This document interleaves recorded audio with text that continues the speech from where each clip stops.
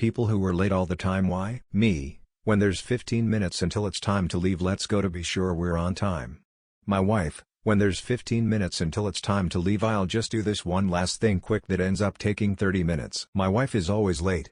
Everyone in her family is the same way. It's so infuriating.